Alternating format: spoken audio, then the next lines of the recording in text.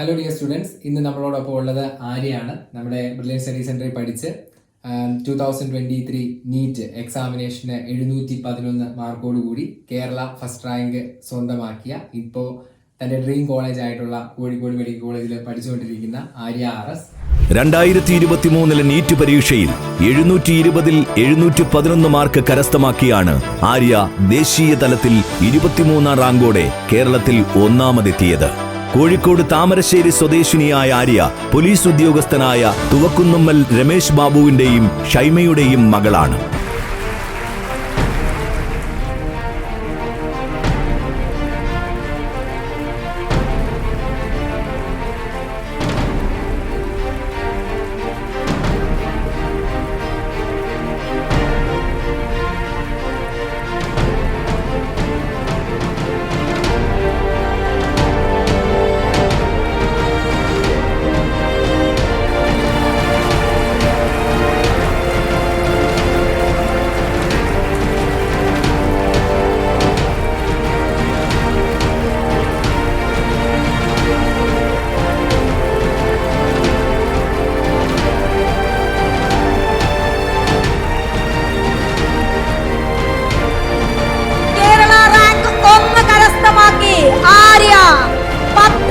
രൂപയും gold മെഡലും മെമന്റോയും കരസ്ഥമാക്കുന്നു Arya RS. നല്ലൊരു കയ്യടി. 20 ലക്ഷം കുട്ടികളുമായി മത്സരിച്ച് കേരളത്തിൽ നിന്നും ഒന്നാം റാങ്ക് കരസ്ഥമാക്കിയിരിക്കുന്നു. 720-711 മാർക്കുമായി കേരളത്തിൽ ഒന്നാം റാങ്കുമായി ആര്യ RS. 10 ലക്ഷം രൂപ gold medal memento Arya RS. ബ്രില്യന്റിനും എൻറ്റയർ കേരളയ്ക്കും അഭിമാനം ആര്യ RS. ആദ്യമേ തന്നെ ആര്യയെ നമ്മളുടെ ഈ ഒരു സെഷനിലേക്ക് സ്വാഗതം ചെയ്യാണ്. ഓക്കെ ആര്യ, ഇപ്പോൾ നമുക്കറിയാം മോഡൽ എക്സാമിനേഷൻസിലേക്ക്, അപ്പോൾ ഈ 2024 നീറ്റ് ബാച്ച് സ്റ്റുഡൻസ് അല്ലെങ്കിൽ റെസിഡൻഷ്യലിലൊക്കെ ഇരുന്ന് 2024 നീറ്റ് എക്സാമിനേഷന് വേണ്ടി പ്രിപ്പയർ ആവുന്ന സ്റ്റുഡൻസ് അവരുടെ ടോപ്പിക്കുകളൊക്കെ അവസാനിച്ച് മോഡൽ എക്സാമിനേഷൻ എന്ന് പറയുന്ന, ഞാൻ എൻ്റെ സൗണ്ടിൽ തന്നെ ഒരു ഭീകരത ഇടുന്നത് അല്ലെ ആർക്കറിയാം, അതിന് കടന്നു പോയ ആളാണ്. അപ്പോൾ നമ്മുടെ ടോപ്പിക്കുകൾ തീരുന്നു, മോഡൽ എക്സാമിനേഷൻ തുടങ്ങുന്നു എന്നൊക്കെ പറയുമ്പോൾ നമ്മുടെ ഉള്ളിൽ അല്ലെ കഴിഞ്ഞ വർഷത്തെ ഒരു ഓർമ്മയുണ്ടാവും, ഒരു ടെൻഷനും. പക്ഷെ ഇപ്പോൾ അതിനെയൊക്കെ രസകരമായിട്ട് ഓർക്കാനായിട്ട് പറ്റുന്നുണ്ടാവും. അപ്പം ഇപ്പോൾ നമ്മുടെ ഈ വീഡിയോ കണ്ടുകൊണ്ടിരിക്കുന്ന ഈ വർഷത്തെ നീറ്റ് ആസ്പിറൻസ് ആയിട്ടുള്ള സ്റ്റുഡൻസിന് ഞാൻ ആദ്യം സൗണ്ടിൽ ഉപയോഗിച്ച ടെൻഷനോട് കൂടിയായിരിക്കും ഈ വീഡിയോ കാണുന്നത്. അപ്പോൾ അവർക്ക് കുറച്ച് കാര്യങ്ങൾ നമ്മുടെ ആര്യയുടെ അറിവിൽ നിന്ന് പറഞ്ഞു കൊടുക്കാമെന്നാണ് നമ്മൾ ഈ വീഡിയോ കൊണ്ട് ഉദ്ദേശിക്കുന്നത്. അപ്പോൾ ആദ്യമേ തന്നെ ആ model examination next week start ചെയ്യുകയാണ് എന്ന് പറഞ്ഞപ്പോൾ, കഴിഞ്ഞ വർഷം 2023 ഫെബ്രുവരി ലാസ്റ്റ് തന്നെയാണ് അത് പറഞ്ഞ് ആ ഷെഡ്യൂൾ ഷെയർ ചെയ്തപ്പോൾ ആര്യയുടെ മൈൻഡിലൂടെ പോയ ആ ഒരു എക്സ്പീരിയൻസ് ഒന്ന് ഓർത്തെടുക്കാവോ? ശരിക്കും പറഞ്ഞാൽ ടെൻഷൻ നല്ല പീക്ക് ടൈമിലുള്ള ഒരു സമയമായിരുന്നു. കാരണം ഞാൻ കുറച്ചൊന്ന് ഡൗൺ ആയ ഒരു സമയത്തായിരുന്നു നമ്മുടെ പോർഷൻസ് ഒക്കെ കംപ്ലീറ്റഡ് ആയിട്ടും മോഡൽ എക്സാംസ് ഒക്കെ സ്റ്റാർട്ട് ചെയ്തത്. അപ്പോൾ നമുക്ക് ഷെഡ്യൂൾ സാർ ഗ്രൂപ്പിൽ ഷെയർ ചെയ്തപ്പോൾ തന്നെ ഏറ്റവും കൂടുതൽ ടെൻഷൻ അടിച്ച കുട്ടികൾ ഒരാൾ ഞാനായിരിക്കും. അപ്പോൾ എല്ലാ കുട്ടികളെയും പോലെ തന്നെ എനിക്കും നല്ല ഒരു പേടി ഉണ്ടായിരുന്നു. കാരണം ഫസ്റ്റ് ടൈമാണ് മോഡൽ എക്സാം എഴുതാൻ പോകുന്നത്. അപ്പോൾ ക്വസ്റ്റ്യൻസ് എങ്ങനെയായിരിക്കും, പഠിച്ചതൊക്കെ ഓർമ്മയിലുണ്ടാവും, അങ്ങനെ ഒരുപാട് ടെൻഷൻസ് ഉണ്ടായിരുന്നു മോഡൽ എക്സാം എഴുതുന്നതിന് മുമ്പ്. പക്ഷെ ഒരു എക്സാം എഴുതി കഴിഞ്ഞതിന് ശേഷം ഏകദേശം ഒരു ഐഡിയ കിട്ടി. ടെൻഷൻ കംപ്ലീറ്റ്ലി പോയിട്ടില്ല, പക്ഷെ ഏകദേശം ഒരു ഐഡിയ കിട്ടി. ഇനി മുമ്പോട്ടേക്ക് ഇനി എങ്ങനെ പോകണം, അങ്ങനെ കുറച്ച് ഐഡിയ എനിക്ക് കിട്ടി. അങ്ങനെ വലിയ കുഴപ്പമില്ലാതെയാണ് പിന്നെ വരുന്ന മോഡൽ എക്സാംസ് ഒക്കെ അറ്റൻഡ് ചെയ്തത്. പക്ഷെ എന്തായാലും തുടക്കത്തിൽ തന്നെ മോഡൽ എക്സാംസ് ഇന്ന ദിവസം സ്റ്റാർട്ട് ചെയ്യാണ് എന്ന് പറഞ്ഞപ്പോൾ ഏറ്റവും കൂടുതൽ ഞാൻ ടെൻഷൻ അടിച്ചിട്ടുണ്ട്. അപ്പോൾ അതെനിക്കിപ്പം റിക്കലക്ട് ചെയ്യാൻ പറ്റുന്നുണ്ട്. പിന്നെ മോഡൽ എക്സാമിനേഷൻ ഞാനിപ്പം നമ്മുടെ ഈ വർഷത്തെ സ്റ്റുഡൻസിന്റെ കുറെ ഡൗട്ടുകളാണ് ഞാൻ ആര്യയോട് ചോദിക്കുന്നത്. അപ്പൊ ആര്യക്ക് അത് എക്സ്പീരിയൻസ്ഡ് ആയിട്ടുള്ള ഒരു ആളെന്നുള്ള രീതിയിൽ അതിന് ആര്യക്ക് പറ്റുന്ന രീതിയിൽ മറുപടികൾ കൊടുക്കാൻ സാധിക്കുമല്ലോ. അപ്പൊ അതുപോലെ പല സ്റ്റുഡൻസും ഇപ്പൊ ചോദിക്കുന്ന ഒരു ഡൗട്ടാണ്, നമ്മൾ യൂണിറ്റുകളായിട്ട് ഡിവൈഡ് ചെയ്താണ് ടോപ്പിക് എക്സാമിനേഷൻ സ്റ്റാർട്ട് ചെയ്യുന്നത്. അപ്പൊ പലരും ചോദിക്കുന്ന, ഈ പല സ്റ്റുഡൻസും പോകുന്ന ഒരു തെറ്റായ വഴിയെന്ന് എനിക്ക് തോന്നുന്നത്, അവര് യൂണിറ്റുകൾ സ്കിപ്പ് ചെയ്ത് ഓൾ യൂണിറ്റ് ആവുമ്പോൾ എക്സാം അറ്റൻഡ് ചെയ്യുക, അല്ലെങ്കിൽ പഠിച്ചു തീർന്നിട്ട് എക്സാം തുടങ്ങാം. അത്തരം ഒരു പാറ്റേൺ തെറ്റിദ്ധാരണയുടെ പുറത്തെങ്കിലും ഇപ്പോഴും ആലോചിക്കുന്ന സ്റ്റുഡൻസ് ഉണ്ടാവും. അപ്പം ആര്യയുടെ ഒരു എക്സ്പീരിയൻസിൽ ആ ഒരു പാറ്റേണിനെ കുറിച്ച് ആര്യക്ക് എന്താ പറയാനുള്ളത്? ഒരിക്കലും നമ്മൾ ഇപ്പോഴത്തെ എക്സാംസ് സ്കിപ്പ് ചെയ്തിട്ട് ഓൾ യൂണിറ്റ് എക്സാമിന് വേണ്ടി വെയിറ്റ് ചെയ്യരുത്. കാരണം ഇപ്പം നമുക്ക് കുറച്ച് ചാപ്റ്റേഴ്സ് മാത്രമേ ഉണ്ടാവുള്ളൂ. ഇപ്പം 2 യൂണിറ്റ്സ് ഒക്കെ കമ്പൈൻഡ് ആയിട്ട് വരുന്ന എക്സാംസ് ആണെങ്കിൽ മാക്സിമം ആ സമയത്ത് ആ എക്സാമിന് വേണ്ടി തന്നെ ആ പോർഷൻസ് കവർ ചെയ്യാൻ ശ്രമിക്കുക. പക്ഷെ മുഴുവൻ കവർ ചെയ്യാൻ നമുക്ക് സാധിച്ചെന്ന് വരില്ല. പക്ഷെ ഈ യൂണിറ്റ് എക്സാംസ് എഴുതുന്ന തന്നെ ഒട്ടുമിക്ക പോർഷൻസും നമ്മൾ കവർ ചെയ്തിട്ടുണ്ടാവും. അതേപോലെ തന്നെ ഒരുപാട് ക്വസ്റ്റ്യൻസ് നമ്മൾ കാണും. കാരണം എക്സാമിന്റെ ക്വസ്റ്റ്യൻ പേപ്പർ തന്നെ നമുക്ക് ഏകദേശം 200 ക്വസ്റ്റ്യൻസ് ഉണ്ടല്ലോ. അപ്പം ഈ കുറച്ച് യൂണിറ്റ്സ് തന്നെ കുറെ ക്വസ്റ്റ്യൻസ് നമ്മൾ കാണും. അപ്പോൾ ഓൾ യൂണിറ്റ് എക്സാം ആകുമ്പോഴത്തേക്കും നമുക്ക് ഈ യൂണിറ്റ് എക്സാമിന് വരുത്തിയ മിസ്റ്റേക്സ് ഒക്കെ ഏതൊക്കെ പോർഷൻസ് ആണ് ഞാൻ സ്കിപ്പ് ചെയ്തത്, അല്ലെങ്കിൽ ഏതൊക്കെ പോർഷൻസ് ആണ് എനിക്ക് ഇനിയും ഫോക്കസ് ചെയ്യാനുള്ളത്, അങ്ങനത്തെ കാര്യങ്ങളൊക്കെ നമുക്ക് കുറച്ചും കൂടി ക്ലാരിറ്റി കിട്ടും. അതല്ലാതെ പഠിച്ച് തീർത്തിട്ട് ഓൾ യൂണിറ്റ് എക്സാമിന് വേണ്ടി ഞാൻ എഴുതിക്കോളാം എന്നൊരിക്കലും വിചാരിക്കരുത്. ഈ കുറച്ച് യൂണിറ്റ്സ് നമുക്കിപ്പം 2 യൂണിറ്റ്സ് അങ്ങനെ 8 യൂണിറ്റ് ആയിട്ടാണ് നമ്മൾ ഇത്തവണ ഡിവൈഡ് ചെയ്തേക്കുന്നത്. അപ്പം ഏകദേശം കുറച്ച് ചാപ്റ്റേഴ്സ് അല്ല, പക്ഷെ ഓൾ യൂണിറ്റിനെ കമ്പയർ ചെയ്യുമ്പോൾ നമുക്ക് ചാപ്റ്റേഴ്സിന്റെ എണ്ണം കുറവാണ്. അപ്പോൾ മാക്സിമം ഇപ്പൊ തന്നെ പഠിച്ചു തീർക്കാൻ ശ്രമിക്കുക. തീർത്തിട്ടില്ലെങ്കിലും ടെൻഷൻ അടിക്കുന്നു വേണ്ട. നമുക്ക് ഓൾ യൂണിറ്റ് ആകുമ്പോൾ ഇപ്പം പെൻഡിങ് ആയി പോകുന്ന ചാപ്റ്റേഴ്സ് ഓൾ യൂണിറ്റിന്റെ സമയത്ത് നമുക്ക് തീർക്കാവുന്നതേ ഉള്ളൂ. അപ്പൊ ഒരിക്കലും ഈ യൂണിറ്റ് എക്സാംസ് സ്കിപ്പ് ചെയ്യാൻ പാടില്ല. അതുപോലെ മറ്റൊരു കാര്യം എന്ന് പറഞ്ഞ ഇതുപോലെ പലരും ഫിസിക്സിന് നമുക്കറിയാമോ എല്ലാ പേപ്പറിനും അതിൻ്റെതായ ഇമ്പോർട്ടൻസ് ഉണ്ട്. ഫിസിക്സ്, കെമിസ്ട്രി, ബോട്ടണി, സുവോളജി അങ്ങനെയാണല്ലോ നമ്മൾ പറയാറുള്ളത്. ഫിസിക്സ്, കെമിസ്ട്രി, ബയോളജി അല്ല, ഫിസിക്സ്, കെമിസ്ട്രി, ബോട്ടണി, സുവോളജി ഓരോന്നിനും അതിൻ്റെതായ ഇമ്പോർട്ടൻസ് ഉണ്ട്. പലരും ഫിസിക്സിലാണോ മാർക്ക് പോകുന്നത് എന്നുള്ള ടെൻഷൻ കൊണ്ട് ഈ മോഡൽ എക്സാമിന്റെ സമയത്തും ആ ഒരു എക്സ്ട്രാ ടൈം എപ്പോഴും ഫിസിക്സിന് ഉപയോഗിക്കുന്നവർ കാണും. പക്ഷെ ബയോളജിയും അതിൻ്റെതായ ഇമ്പോർട്ടൻസ് ഉള്ളതല്ലേ. നമ്മൾ NCERT-യിലൂടെ സ്ട്രിക്റ്റ് ആയ വായന ആവശ്യമായത് എന്താണെങ്കിലും ബയോളജിക്കാണ് compared to physics and chemistry. അപ്പോൾ ആ ഒരു എപ്പോഴും മോഡൽ എക്സാമിനേഷൻ നമ്മൾ ഷെഡ്യൂള് ഒന്ന് അറേഞ്ച് ചെയ്യൂല. നിങ്ങൾ സ്റ്റുഡൻസിൻ്റെതായ ഒരു ടൈം ടേബിൾ അറേഞ്ച് ചെയ്യുമ്പോൾ ബയോളജിക്ക് ഈ ഫിസിക്സിനും കെമിസ്ട്രിക്കും ഒപ്പം ബോട്ടണിക്കും സുവോളജിക്കും പ്രാധാന്യം കൊടുക്കേണ്ടതാണോ? തീർച്ചയായിട്ടും. കാരണം നമുക്ക് ഏറ്റവും ഇമ്പോർട്ടന്റ് ആയിട്ടുള്ളത് ബയോളജി തന്നെയാണ്. കാരണം ബോട്ടണിയിലും നമുക്ക് 180 മാർക്സ് ആണ്, സുവോളജി 180 മാർക്സ് ആണ്, ടോട്ടൽ ബയോളജി 360 മാർക്സിനാണ്. അപ്പം ഫിസിക്സിന്റെയും കെമിസ്ട്രിന്റെയും കൂടെ തന്നെ നമ്മൾ ബയോളജി മാക്സിമം നല്ല രീതിയിൽ കൊണ്ടുപോകണം. കാരണം ബയോളജി നമുക്ക് ഈസിലി സ്കോർ ചെയ്യാൻ പറ്റുന്ന ഒരു സബ്ജക്റ്റ് ആണ്. NCERT ടെക്സ്റ്റ് ബുക്ക് നന്നായിട്ട് കവർ ചെയ്താൽ തന്നെ നമുക്ക് ബയോളജിക്ക് ഒരു 350 അബവ് മാർക്ക് സ്കോർ ചെയ്യാൻ സാധിക്കും. അപ്പോൾ ഈക്വൽ ഇമ്പോർട്ടൻസ് തന്നെ മാക്സിമം കൊടുക്കാൻ ശ്രമിക്കുക. ബയോളജി ഒരിക്കലും വിട്ട് കളയരുത്. കാരണം മാക്സിമം പഠിച്ചു കഴിഞ്ഞാൽ മാക്സിമം മാർക്ക് എപ്പോഴും സ്കോർ ചെയ്യാൻ പറ്റുന്ന സബ്ജക്ട് ബയോളജി തന്നെയാണ്. ഫിസിക്സ് ടഫ് ആയിട്ടുള്ളവരുണ്ടാവും. അപ്പോൾ ഫിസിക്സിന് ടൈം എക്സ്ട്രാ കൊടുക്കണ്ടെന്ന് ഞാൻ പറയുന്നില്ല. പക്ഷേ ഫിസിക്സ് കൂടുതൽ കോൺസെൻട്രേറ്റ് ചെയ്യുന്ന സമയത്ത് ഒരിക്കലും ബയോളജി വിട്ടുപോകരുത്. കാരണം നമുക്ക് അത്രയ്ക്കും എളുപ്പമുള്ള ഒരു ക്വസ്റ്റ്യൻ ബയോളജിയിൽ നിന്ന് വന്നു കഴിഞ്ഞ് നമുക്ക് അത് എഴുതാൻ പറ്റാതായി പോകുമ്പോഴുള്ളൊരു അവസ്ഥ അത് കുറച്ച് ബുദ്ധിമുട്ടുള്ളതാണ്. അപ്പോൾ സിമ്പിളായിട്ട് മാർക്ക് സ്കോർ ചെയ്യാൻ പറ്റുന്ന ഒരു സബ്ജക്റ്റ് നമ്മുടെ കയ്യിൽ സ്ട്രോങ് ആയിട്ടുള്ളപ്പം അതിന് കൂടുതൽ സ്ട്രോങ് ആക്കാനും കൂടി നമ്മൾ ശ്രദ്ധിക്കണം. ഡിഫിക്കൽട്ട് ആയിട്ടുള്ള കാര്യങ്ങൾക്ക് പുറകെ മാത്രം പോവാതെ നമുക്ക് സിമ്പിൾ ആയിട്ട് തോന്നുന്ന അല്ലെങ്കിൽ നമ്മുടെ കയ്യിൽ ഓൾറെഡി സ്ട്രോങ് ആയിട്ടുള്ള ചാപ്റ്റേഴ്സിനെ അല്ലെങ്കിൽ സബ്ജക്റ്റിനെ കുറച്ചും കൂടി സ്ട്രോങ് ആക്കാനും കൂടി നമ്മൾ ഈ ഒരു സമയത്ത് ശ്രദ്ധിക്കണം. കാരണം ബയോളജി നമുക്കറിയാം വോളറ്റൈലാണ്. നമ്മൾ പഠിച്ചു കഴിഞ്ഞാലും നമ്മളോട് മറന്നു പോകാൻ സാധ്യത കൂടുതലാണ്. അപ്പോൾ അതൊക്കെ ശ്രദ്ധിക്കുക. ബയോളജി കോൺസ്റ്റന്റ്ലി റിവൈസ് ചെയ്തിട്ടില്ലെങ്കിൽ നമുക്ക് എളുപ്പത്തിൽ മറന്നു പോകാൻ സാധ്യതയുണ്ട്. അപ്പോൾ ബയോളജി എപ്പോഴും നമ്മുടെ ഫസ്റ്റ് പ്രയോറിറ്റി ആക്കണം എന്നല്ല ഞാൻ പറയുന്നത്. പക്ഷേ ഒരിക്കലും അതിന് ഇമ്പോർട്ടൻസ് കുറച്ച് പോകാൻ പാടില്ല. അതുപോലെ ബയോളജി നമ്മൾ റിവൈസ് ചെയ്യുന്ന സമയത്ത് ഇപ്പോൾ എന്നെയാണെങ്കിലും ഓൺലൈനിലുള്ള സ്റ്റുഡൻസ് ആണെങ്കിലും വിളിച്ച് ചോദിക്കുന്നൊരു സംശയമാണ്. അതായത് ഇത്രയധികം ടോപ്പിക്കുകൾ ഇപ്പോൾ ഫിസിക്സിന് നമ്മളൊരു ഇക്വേഷൻ അല്ലെങ്കിൽ അതിൻ്റെ ആപ്ലിക്കേഷൻ കേസസ് ഇതെല്ലാം നമുക്കൊരു പ്രോബ്ലം ചെയ്യുന്നതിലൂടെ അല്ലെങ്കിൽ ഫിസിക്സിന്റെ ഒരു ചാപ്റ്റർ പല സ്റ്റുഡൻസിന്റെ അഭിപ്രായമാണ് ഫിസിക്സിന്റെ ഒരു ചാപ്റ്റർ റിവൈസ് ചെയ്യാൻ അതിൽ നിന്ന് ഒരു 5 ക്വസ്റ്റ്യൻ ചെയ്താൽ കുറെയൊക്കെ മൊത്തം ഓർമ്മ വരില്ലെങ്കിലും ഒരു 60% നമ്മളുടെ ഓർമ്മയെ കിടന്നുള്ളൂ. പക്ഷെ ബയോളജിക്ക് അത് പഠിക്കണമെങ്കിൽ വായിച്ച് പഠിക്കുക, അല്ലെങ്കിൽ നമ്മൾ എന്താണോ ആ സ്റ്റുഡൻറ്റിന് പഠിക്കേണ്ട രീതി ആ രീതിയിൽ അയാൾ പഠിക്കുക തന്നെ വേണം. അപ്പൊ റിവിഷൻ ടൈമിൽ ഇതിന്റെ ഒരു സമയം ഈ ബയോളജി, അതുകൊണ്ടാണ് പലരും ഫിസിക്സും കെമിസ്ട്രിയിലേക്ക് പോകുന്നത്. ഈ ബയോളജി എടുക്കുമ്പോൾ വരുന്ന ആ സമയം അപ്പൊ മനസ്സിൽ ടെൻഷനാണ്, ഫിസിക്സും കെമിസ്ട്രി അങ്ങനെ കിടക്കില്ല. അപ്പൊ ആ ഒരു പലപ്പോഴും സ്റ്റുഡൻസ് എക്സ്പീരിയൻസ് ഉണ്ട്, ഒരെണ്ണം എടുക്കുമ്പോൾ മറ്റൊരെണ്ണം പഠിക്കാനുണ്ടല്ലോ, അതെടുക്കുമ്പോൾ ഇത്. അപ്പൊ മനസ്സിനെ നമുക്ക് ആ ഒരു കോൺസെൻട്രേറ്റ് ചെയ്ത് എങ്ങനെ നമുക്കത് ആര്യയുടെ ഒരു എക്സ്പീരിയൻസ് എങ്ങനെയാണ്? എന്താണെങ്കിലും മോഡൽ എക്സാം തുടങ്ങുമ്പോൾ ഇതെല്ലാം കൂടി ഓർക്കുമ്പോൾ എന്തിൽ തുടങ്ങണം എന്നൊരു കൺഫ്യൂഷൻ എല്ലാവർക്കും ഉണ്ടാവുന്ന, അതിൽ നിന്ന് ഇതിനെ എങ്ങനെ സോർട്ട് ഔട്ട് ചെയ്ത് എനിക്ക് ഇന്നതാണ്, ഇന്ന സമയം, ഇന്ന പോലെ ഇത്ര സമയം, ആ ഒരു പ്രോസസ്സ് എങ്ങനെയായിരുന്നു? ബയോളജി തീർച്ചയായിട്ടും നമ്മൾ വായിക്കല്ലാതെ വേറൊരു മാർഗമില്ല. കാരണം വായിച്ച് ഒരുപാട് തവണ വായിച്ചിട്ട് മാക്സിമം ക്വസ്റ്റ്യൻസ് സോൾവ് ചെയ്തിട്ടാണ് ബയോളജി പഠിക്കേണ്ടത്. പിന്നെ ബയോളജി നമ്മൾ മാക്സിമം വെറുതെ കൺസെപ്റ്റ്സ് അറിയാതെ ടെക്സ്റ്റ് ബുക്കിലെ ലൈൻസ് ബൈഹാർട്ട് ചെയ്ത് പഠിച്ചത് കൊണ്ട് കാര്യമില്ല. അപ്പോൾ നമുക്ക് കൂടുതൽ സ്ട്രെസ്സും വരും, കാരണം ഓർത്തിരിക്കാനൊക്കെ ബുദ്ധിമുട്ടായിരിക്കും.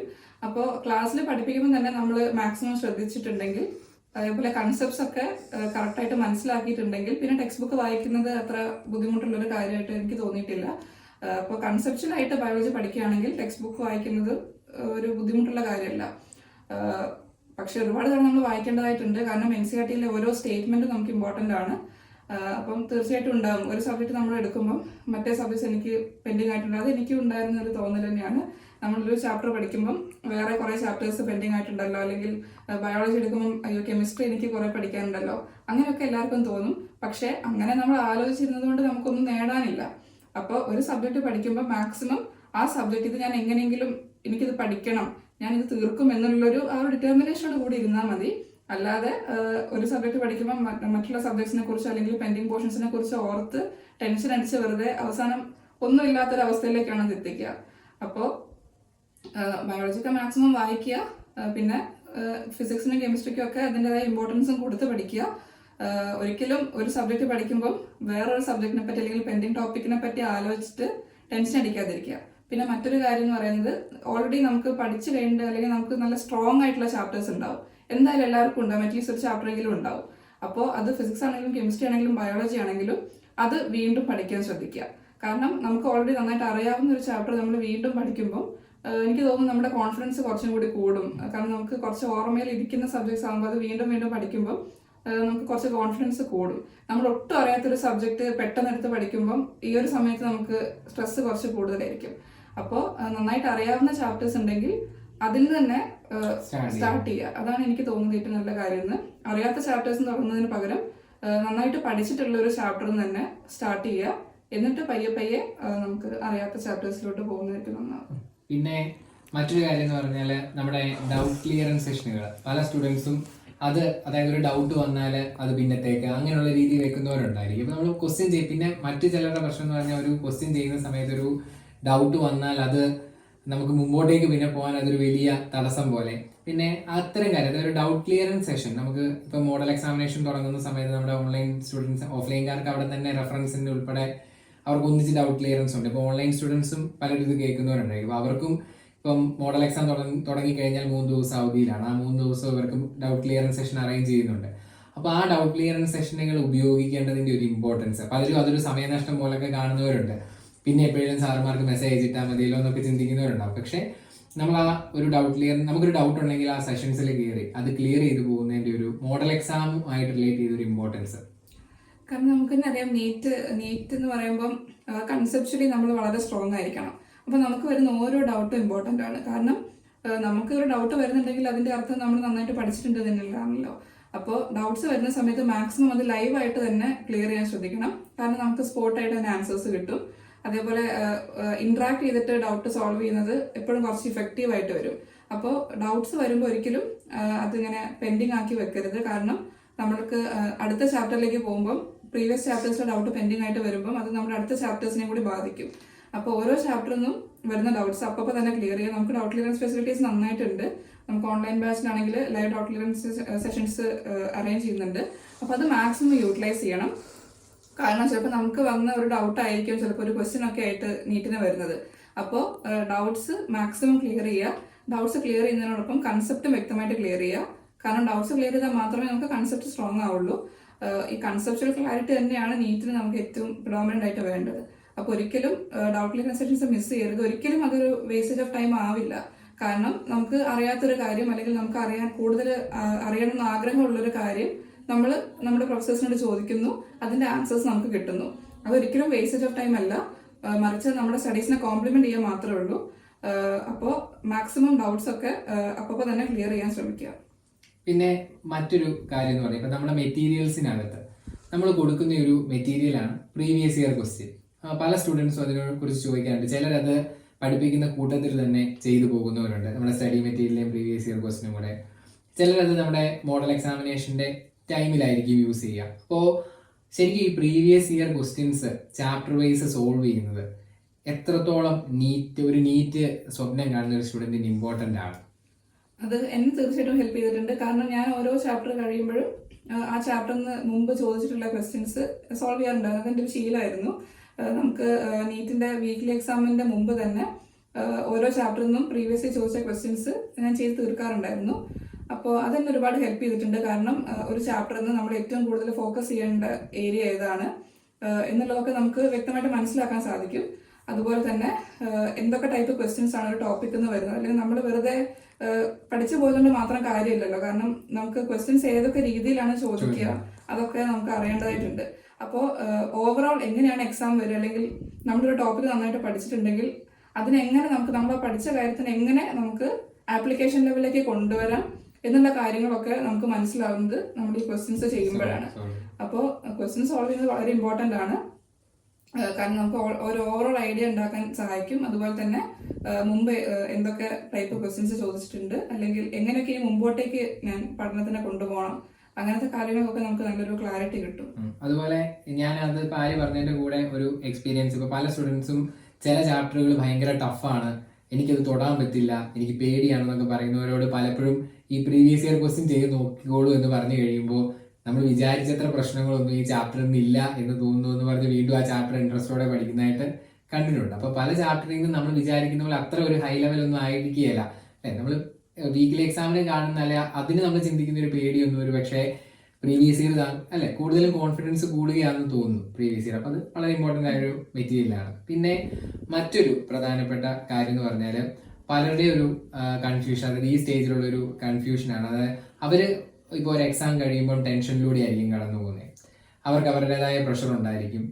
പലരും നല്ല മാർക്കോട് കൂടിയൊക്കെ +2 പാസ്സായവരായിരിക്കും. അപ്പോൾ അതിൻ്റെ ഒരു പ്രഷർ, ഒരു സോഷ്യൽ പ്രഷർ ഉണ്ടാവാം. ഇതെല്ലാത്തിലൂടെ കടന്നു പോകുന്ന ഒരാൾ അതിൻ്റെ കൂടെ നമ്മുടെ എക്സാമിനേഷൻ എന്ന് പറയുന്നത് സ്വയം നമ്മുടെ ഡ്രീമിലേക്കുള്ളൊരു പാത്ത് പോകുന്നതിൻ്റെ ഒരു ചെറിയ ടെൻഷൻ എന്താണെങ്കിലും ഉണ്ടാവും. അപ്പോൾ ഇതിൻ്റെ എല്ലാം നമുക്കൊരു ബ്രില്യൻറ്റിനെ സംബന്ധിച്ചോളം ഒരു സപ്പോർട്ടിങ് ഫാക്ടറുകളിൽ ഏറ്റവും പ്രിഡോമിനൻ്റ് ആയിട്ട് നിൽക്കുന്ന ഒരു കാര്യം എനിക്ക് തോന്നിയിട്ടുള്ളത് മെന്റർ, നമ്മുടെ ഒരു ക്ലാസ് മെന്റർ എന്ന് പറയുന്ന ആ ഒരു പൊസിഷൻ, ആ ഒരു വ്യക്തി നമുക്ക് തരുന്ന ഒരു സപ്പോർട്ട്. അപ്പം നമ്മൾ ഇങ്ങനെ ഒരു ടെൻഷനോ കാര്യങ്ങളോ വരുമ്പോൾ ഒരു പക്ഷേ നമ്മുടെ കൂടെയുള്ള മറ്റൊരാൾക്ക് മനസ്സിലായില്ലെങ്കിൽ പോലും നേരത്തെ എക്സ്പീരിയൻസ് ഉള്ളൊരു ടീച്ചർക്ക് അതിനെ കുറെ കാര്യങ്ങൾ നമുക്ക് പറഞ്ഞു തരാനായിട്ട് പറ്റും. അപ്പോൾ അത് ശരിക്കും ഏത് നീറ്റ് ആസ്പിറന്റ് ആണല്ലോ അവരുടെ ആ ഒരു മെന്ററോട് അത് ഡിസ്കസ് ചെയ്യുന്നത് ഇമ്പോർട്ടൻ്റ് ആണോ? തീർച്ചയായിട്ടും ഇമ്പോർട്ടൻ്റ് ആണ്. കാരണം ഞാൻ പറയേണ്ട ആവശ്യമില്ല, നമുക്ക് പലതരത്തിലുള്ള ടെൻഷൻസ് ഉണ്ടാവും. നമ്മുടെ ടെൻഷൻസിന്റെ കോഴ്സ് തന്നെ പലതായിരിക്കും. ഒരു പെർട്ടിക്കുലർ റീസൺ ആയിരിക്കില്ല നമുക്ക്, ഒരു പെർട്ടിക്കുലർ കോഴ്സ് ആയിരിക്കില്ല നമ്മുടെ ടെൻഷന്റെ റീസൺ. പല റീസൺസും ഉണ്ടാവും നമുക്ക് ടെൻഷൻ അടിക്കാൻ. അപ്പോൾ അതൊക്കെ നമ്മൾ ഒരാളുമായിട്ട് ഡിസ്കസ് ചെയ്ത് കഴിഞ്ഞാൽ മാത്രമേ നമുക്ക് എന്തെങ്കിലും സൊല്യൂഷൻസ് ഉണ്ടാക്കാൻ പറ്റുന്നത്. അല്ലെങ്കിൽ നമ്മൾ ഒറ്റയ്ക്ക് ഒരുപാട് കാര്യങ്ങൾ ഇങ്ങനെ ആലോചിച്ചുകൊണ്ടിരുന്നിട്ട് ഒരു പ്രയോജനമില്ല. അപ്പോൾ നമുക്ക് എന്ത് പ്രശ്നം വന്നു കഴിഞ്ഞാലും നമ്മളത് നമുക്ക് ഏറ്റവും കോൺഫിഡൻസ് തോന്നുന്ന ഒരു വ്യക്തിയുമായിട്ട് നമ്മളെപ്പോഴും ഷെയർ ചെയ്യണം. അപ്പോൾ എൻ്റെ കേസ് എടുത്ത് നോക്കുകയാണെങ്കിൽ എനിക്ക് ഏറ്റവും വലിയ സപ്പോർട്ടായിട്ട് നിന്നിട്ടുള്ളത് എൻ്റെ മെൻറ്റർ തന്നെയായിരുന്നു, നിത്യ മിസ് ആണ്. അപ്പോൾ ഇടയ്ക്കിടയ്ക്ക് ഞാൻ വിളിക്കാറുണ്ടായിരുന്നു, മിസ് ഇടയ്ക്കിടയ്ക്ക് എന്നെയും കോൺടാക്ട് ചെയ്യാറുണ്ടായിരുന്നു. റെഗുലർലി എൻ്റെ ഓരോ കാര്യങ്ങളും എല്ലാ അപ്ഡേറ്റ്സും അപ്പോൾ തന്നെ അറിയാറുണ്ടായിരുന്നു. അപ്പോൾ എക്സാം ബേസ്ഡ് ആയിട്ടുള്ള എന്ത് കാര്യങ്ങളും ഞാൻ മിസ്സിനോട് ഷെയർ ചെയ്യാറുണ്ടായിരുന്നു. അതുമാത്രമല്ല, ഞാൻ എന്ത് പ്രോബ്ലം പറഞ്ഞാലും അതിനപ്പം തന്നെ സൊല്യൂഷൻസും കണ്ടുപിടിച്ച് തരാറുണ്ടായിരുന്നു.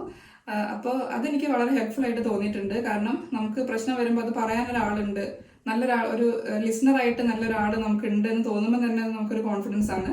പിന്നെ എപ്പോഴും എനിക്ക് കോൺഫിഡൻസും തരാറുണ്ടായിരുന്നു. ഞാൻ എന്ത് പ്രോബ്ലം പറഞ്ഞാലും അങ്ങനെയല്ല, ആര്യക്ക് അവസാനം ഫസ്റ്റ് റാങ്ക് കിട്ടുമെന്ന് ഇടയ്ക്കിടയ്ക്ക് എന്നോട് പറയാറുണ്ടായിരുന്നു. നമുക്ക് അവസാനം ചിലപ്പോൾ ഇപ്പം നമുക്ക് പ്രോബ്ലംസ് ഒക്കെ വരുന്നത് അവസാനം നമുക്ക് ഫസ്റ്റ് റാങ്ക് കിട്ടാനായിരിക്കും എന്നൊക്കെ പല രീതിയിൽ എന്നെ വേർഡ്സിലൂടെ മോട്ടിവേറ്റ് ചെയ്തിട്ടുണ്ട്. അപ്പോൾ എനിക്ക് നിങ്ങളോടും പറയാനുള്ളത് അത് തന്നെയാണ്, മാക്സിമം അവർ നമ്മൾ യൂട്ടിലൈസ് ചെയ്യണം. അവർക്ക് ഒരുപാട് കാര്യങ്ങൾ നമ്മളോട് പറഞ്ഞു തരാനുണ്ടാവും. പ്രീവിയസ്ലി അവർ എൻകൗണ്ടർ ചെയ്ത കുട്ടികളുടെ അടുത്തുനിന്നും അല്ലെങ്കിൽ അവർക്ക് സ്വയം അങ്ങനെ ഒരുപാട് കാര്യങ്ങൾ നമ്മളോട് അവർക്ക് പറഞ്ഞു തരാനുണ്ടാവും. അപ്പോൾ നിങ്ങൾക്ക് എന്ത് പ്രശ്നം ഉണ്ടെങ്കിലും അത് നിങ്ങളുടെ മെൻറ്റേഴ്സുമായിട്ട് ഡിസ്കസ് ചെയ്യണം. ഉറപ്പായിട്ടും എന്ത് തരത്തിലുള്ള പ്രശ്നമാണെങ്കിലും അതിനൊക്കെ സൊല്യൂഷൻസ് എന്തായാലും അവർ തരും. അതുപോലെ മറ്റൊരു ക്വസ്റ്റ്യൻ കൂടി, അതായത് ഇ ലേണിംഗ് ആപ്പിലെ ക്വസ്റ്റ്യൻസ് ചെയ്യുന്നത് നമുക്ക് റിവിഷൻ ടൈമിൽ നമുക്കറിയാം, റിവിഷൻ മോഡൽ എക്സാമിനേഷനെ സംബന്ധിച്ചോളം മസ്റ്റ് ആയിട്ടുള്ളൊരു കാര്യമാണ്. അപ്പോൾ അത് റിവിഷൻ പ്ലസ് ഇ ലേണിംഗ് ആപ്പിന്റെ യൂസ്, അതിനെക്കുറിച്ച് ആര്യയ്ക്ക് എന്താ പറയാനായിട്ടുള്ളത് സ്റ്റുഡൻസിനോട്? ഇ ലേണിംഗ് ആപ്പ് എന്ന് പറയുമ്പോൾ തന്നെ നമുക്ക് ഒരുപാട് ക്വസ്റ്റ്യൻസ് ഉണ്ട്. എൻലെസ് നമ്പർ ഓഫ് ക്വസ്റ്റ്യൻസ് ആണ്.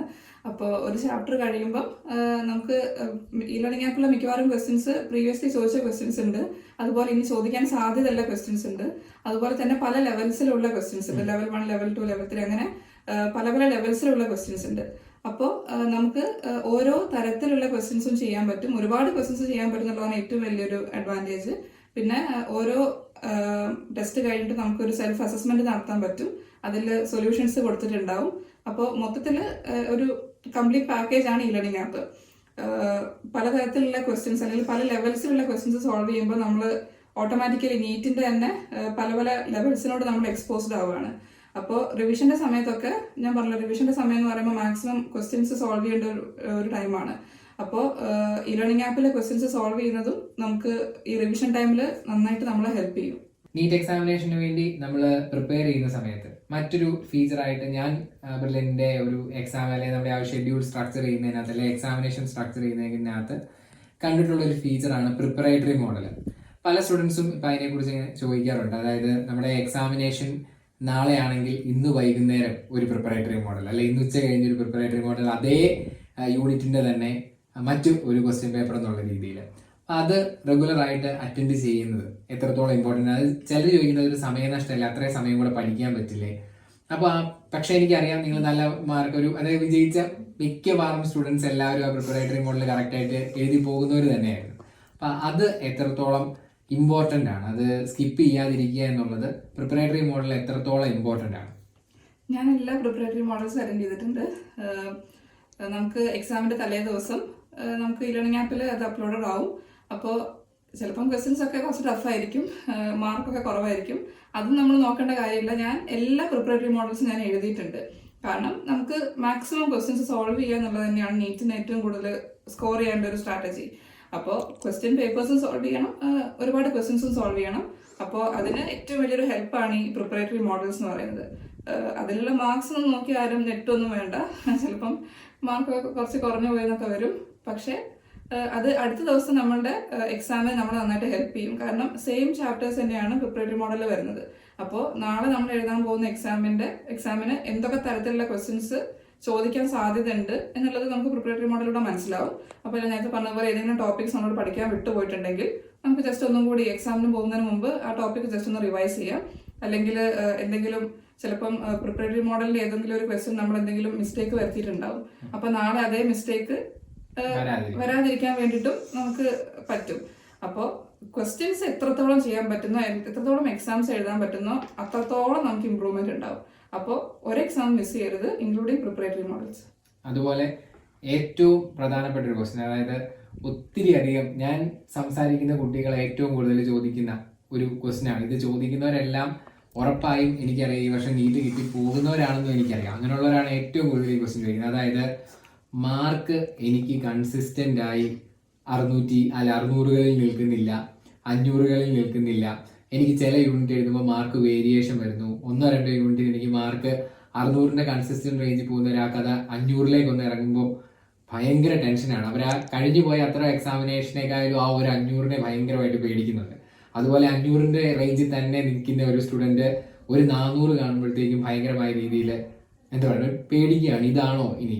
മറ്റതിനെ അവർക്ക് കോൺസെൻട്രേറ്റ് ചെയ്യാൻ പറ്റുന്നില്ല. സ്വാഭാവികമാണ്, അവർ ആ ടെൻഷനിലുള്ള ആളുകളാണ്, പഠിക്കുന്നത് വളരെ സീരിയസ് ആയിട്ട് എടുക്കുന്നവരാണ്. അപ്പോൾ ആര്യയുടെ ഒരു എക്സ്പീരിയൻസിൽ നമ്മൾ ഈ പറയുന്ന മാർക്ക് വേരിയേഷൻ സ്വാഭാവികമാണോ? അതിൽ അസ്വാഭാവികമായിട്ടൊന്നും എനിക്ക് തോന്നിയിട്ടില്ല. കാരണം ഞാൻ ഇതേ ഫേസിൽ കൂടെ തന്നെ കടന്നു പോയിട്ടുള്ള ഒരാളാണ്. എപ്പോഴും കൺസിസ്റ്റന്റ് ആയിട്ട് നമുക്കൊരിക്കലും കൺസിസ്റ്റൻസി കീപ്പ് ചെയ്യാൻ പറ്റണമെന്നില്ല. അത് എനിക്ക് തോന്നുന്നത് ഇമ്പോസിബിൾ ആണ്. കാരണം എൻ്റെ കേസിൽ അങ്ങനെയായിരുന്നു.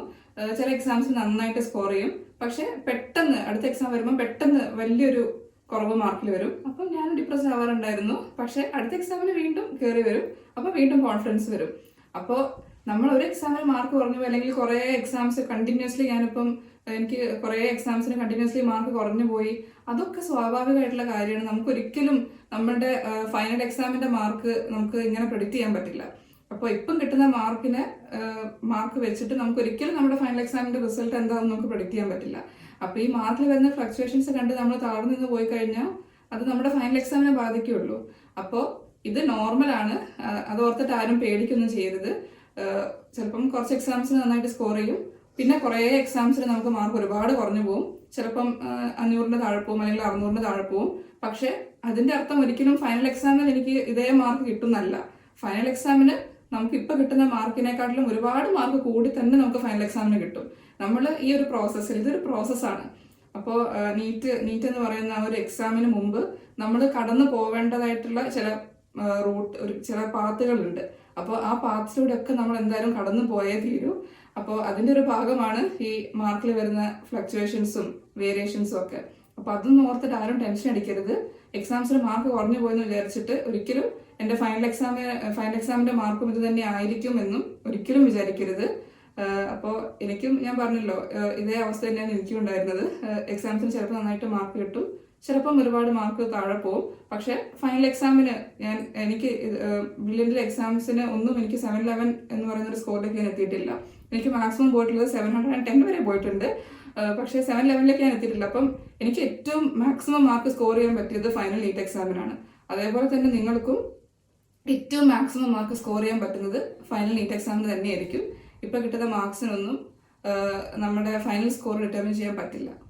ഓക്കെ ആര്യ, അപ്പം നമ്മുടെ സ്റ്റുഡൻസിനോട് ഇത്രയധികം കാര്യങ്ങൾ, അവർക്കും ഒത്തിരി ആകാംക്ഷ ഉണ്ടായിരുന്നു എന്താണ് കഴിഞ്ഞ വർഷം ആ സ്റ്റേജിലൂടെ കടന്നുപോയ ഒരു ടോപ്പർക്ക് പറയാനായിട്ടുള്ളത് എന്നുള്ളത്. അപ്പോൾ കാര്യങ്ങൾ സ്റ്റുഡൻസിന് പറഞ്ഞു കൊടുത്തതിന് താങ്ക്സ്. എൻട്രൻസ് സംബന്ധമായ വാർത്തകളും അപ്ഡേഷനുകളും ഏറ്റവും വേഗം ആധികാരികമായി അറിയാൻ ബ്രില്യൻറ്റ് സ്റ്റഡി സെന്റർ പാല യൂട്യൂബ് ചാനൽ സബ്സ്ക്രൈബ് ചെയ്യുക, ബെൽ ഐക്കൺ അമർത്തുക. ഈ വീഡിയോ മറ്റ് സുഹൃത്തുക്കളിലേക്കും ഷെയർ ചെയ്ത് നൽകുക.